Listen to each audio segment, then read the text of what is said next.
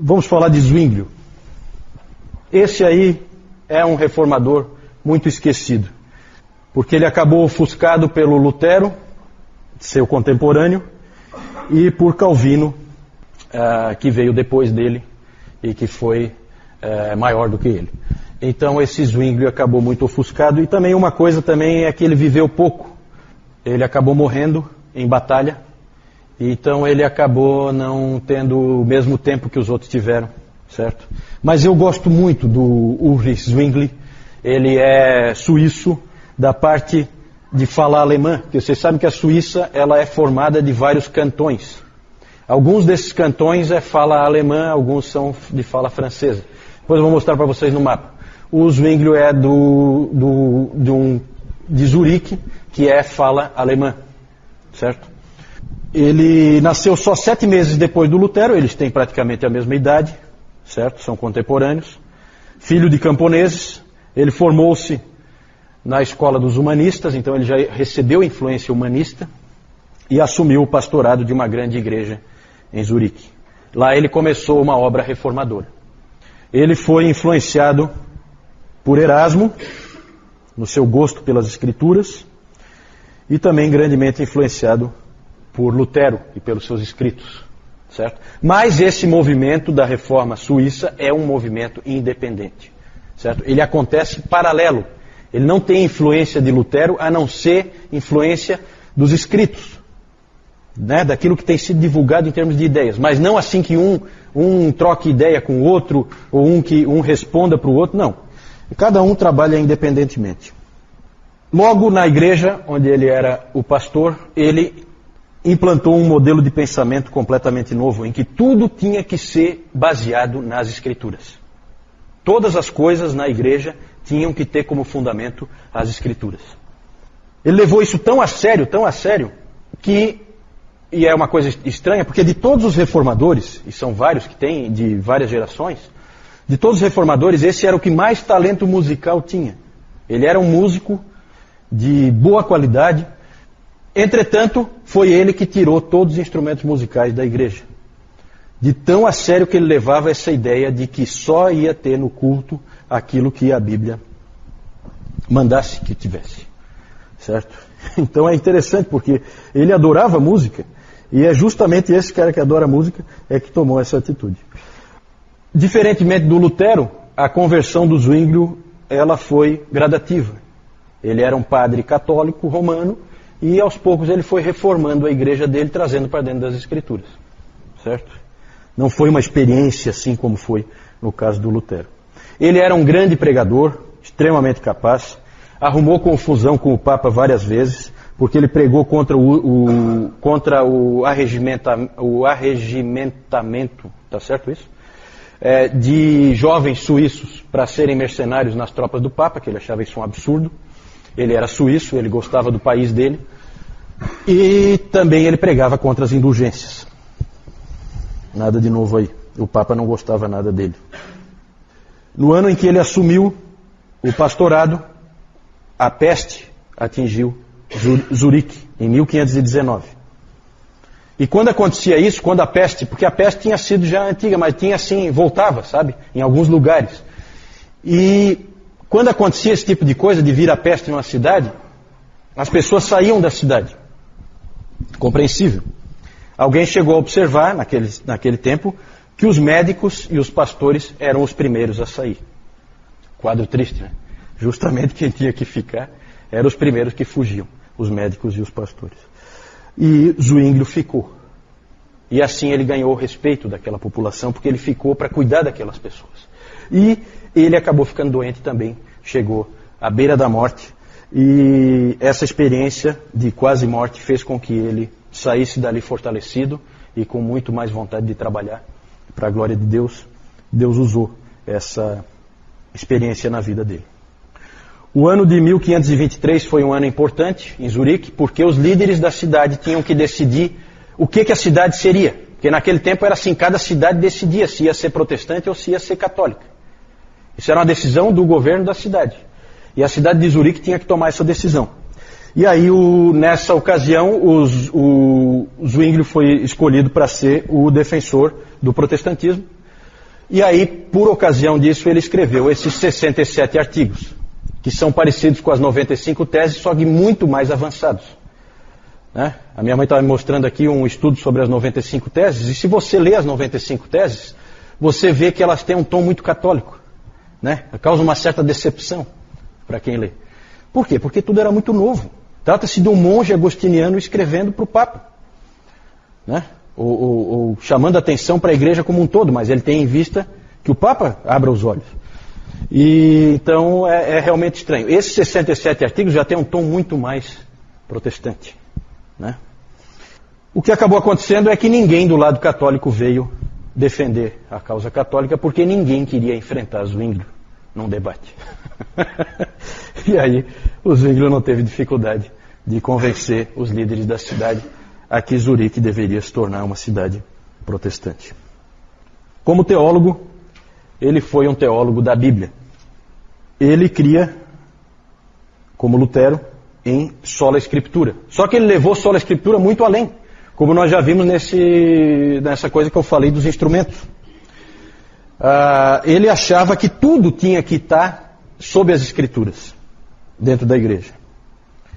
Ele criou o que ele chamou de teste das escrituras, que ele descreve assim: eu comecei a testar cada doutrina por essa pedra de toque. Se eu visse que um ensino podia resistir ao teste, eu o aceitava. Se não, eu rejeitava. Então ele testava todos os ensinos pelas escrituras. E ele começou a usar o teste não só para doutrinas, mas para tudo, como eu já disse. A adoração, por exemplo.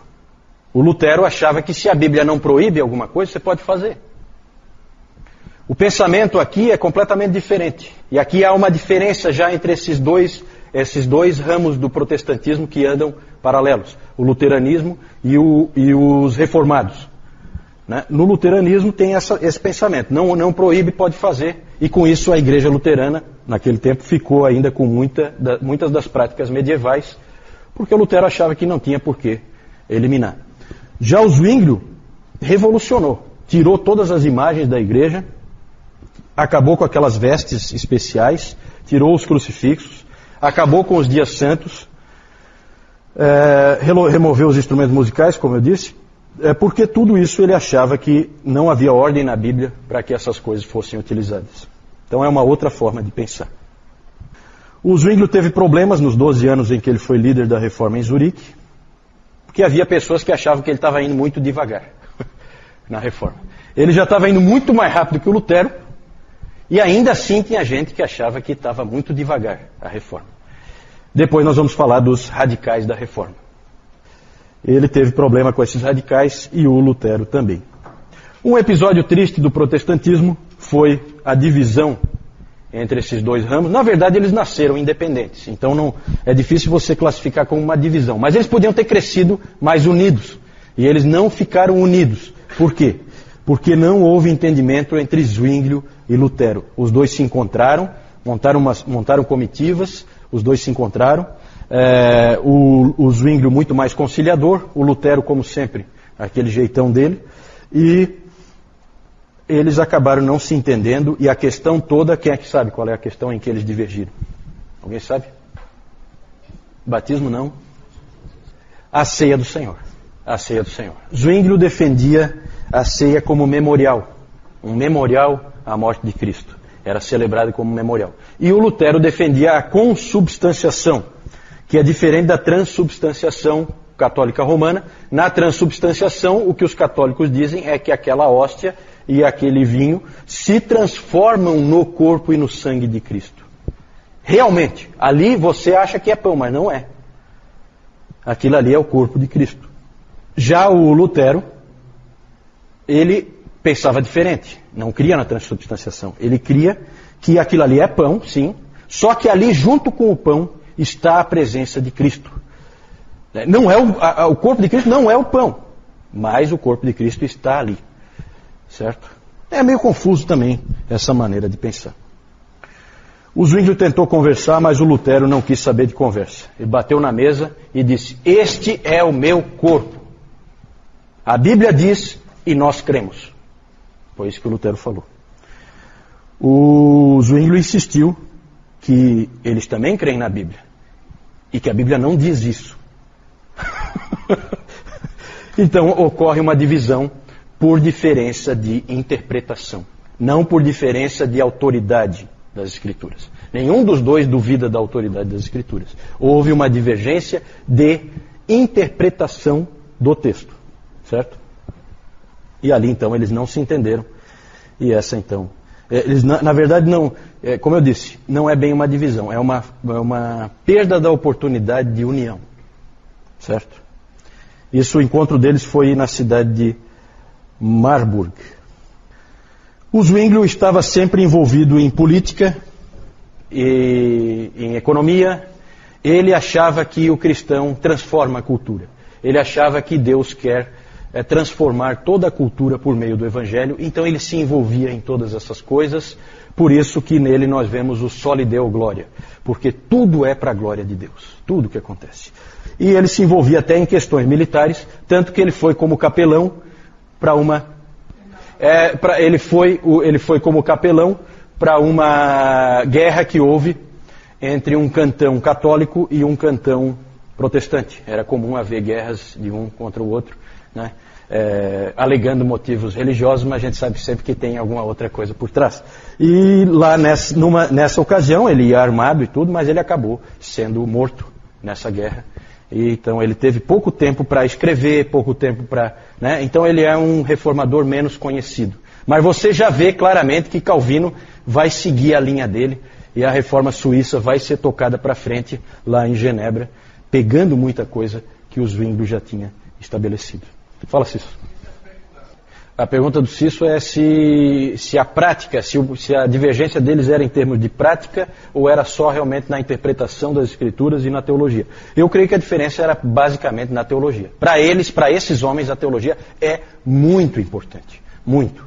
Certo? O que você crê é fundamental. Né? Na verdade, você é salvo pela tua fé. Né? Então era muito nesse ponto aí. Só para ter uma ideia, o Lutero, naquele estilo arrasa quarteirão dele, ele chegou a dizer o seguinte: prefiro tomar sangue com um papista do que mero suco com um zwingliano. Ele era um cara realmente que entrava com os pés mesmo. Não era fácil. O seu sucessor em Zurique foi o genro dele, que já trabalhava com ele, Heinrich Bullinger. Esse também é outro esquecido. Esse cara foi tremendamente influente. Hoje os historiadores estão descobrindo a influência desse sujeito. Ele ficou muito esquecido. Ele foi sucessor do Zwinglio em Zurique e ele foi muito influente através da pregação dele e principalmente das suas cartas. Ele escreveu 12.000 cartas. Acredite se quiser. E ele não tinha e-mail, essas coisas não, tá? Nem processador de texto, nem nada.